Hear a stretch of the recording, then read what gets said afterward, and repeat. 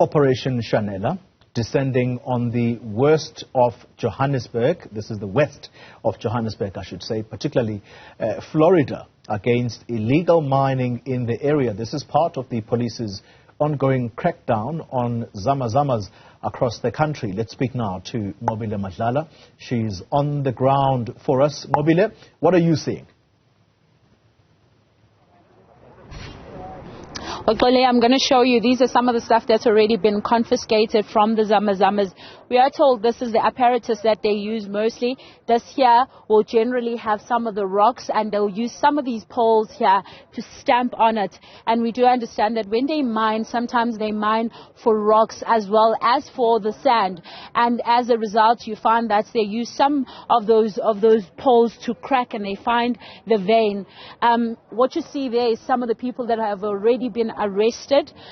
We understand that this operation has been on various parts of Gauteng, but as well as various parts of the West Rand. So what you're seeing is what's already been confiscated, as well as the people that have been already arrested. I'm going to bring you here so you can see more apparatus that they use. You will remember that they do use those tanks, which they would call pendugas. So those are some of the stuff that they've already confiscated. I want to bring you in, Provincial Commissioner. A lot of crackdown has taken place in and around the West Rand. Tell us a bit about the arrest and what you have found so far. Yeah, thanks for the opportunity. Thus far we have 45 warm bodies arrested, and these mainly are undocumented persons, including those who were found in the vicinity where these items were confiscated. Shebeens were also closed down. So you could see that these zamas, they are self-sufficient. What they do in their operational area, they establish a one-stop shop. Food, supply, trains, everything, so that they mustn't have an up and down movement. When they start doing their job, they know that they have everything. One of the colleagues was telling me that in one shack, under the bed, that's where they've realized that there is a hole.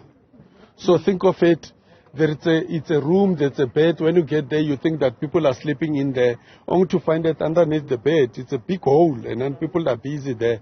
So you can see that this operation is massive, but we are undeterred. We'll continue to do what is expected from us.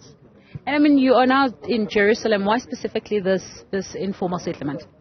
Yes, Jerusalem informal settlement is part of Florida, and there is bordering with Rudeport, that other side. You'll recall that peak, the so-called headquarters of the zamas. It is situated here in Florida.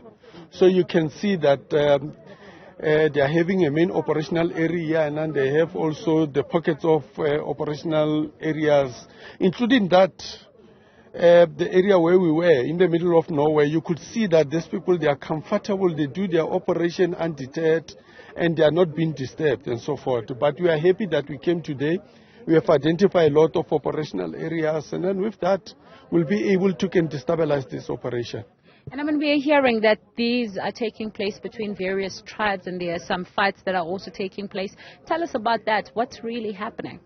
Yeah, our intelligence community, they've done a good job in that they've seen that there's different groupings, especially from Lesotho. You'll distinguish them according to the types of blankets they are wearing, and you'll also understand the hierarchy of them. There is in Dunas, there is a type of a blanket they are putting on and so forth.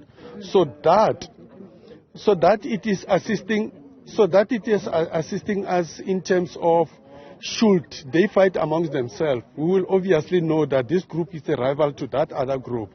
So when we investigate, we'll know which area to focus on and so forth. So it assists us in terms of investigation.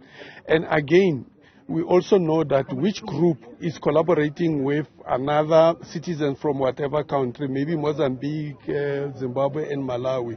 So not everybody works with everybody. All right. Yeah. Provincial Commissioner, when there was Imbizo, we heard from the Minister that there was going to be talks, obviously, with regards to the President and so on, to see what ways they are going to come up with to ensure that they clamp down on what's taking place, crime and illegal mining. Have you heard anything yet? Yeah, the Minister, he will still brief all of us about the outcome of that that meeting. But we all know that the message is clear. They are reiterating what I was always talking about all the time, that illegal mining, it requires the whole of government approach. All of us, hands on deck, we need to work together. Each and every department, they must do their part. And the public and the mine houses, they must also do their part. The citizens here, they must stop aiding and abetting undocumented persons, because if you see this operation, it takes place in somebody else's yard. So they are accommodating these people in that particular space. So the message, I think it is clear, is just to reinforce that he wants all of us to can work together so that we can deal with this thing in a holistic manner. Thank you very much. Yeah. That's Provincial Commissioner speaking to us about those issues, of course. We want to show you some of the stuff that they've already found. We understand that these are some of the detonators as well that have been found in some of these operations that they are doing. We are going to explore more what else they continue to find from this operation. But clearly, the message is clear. They are going to clamp down on that illegal mining. Nqobile Madlala, thank you very much for that update live for us there. All right.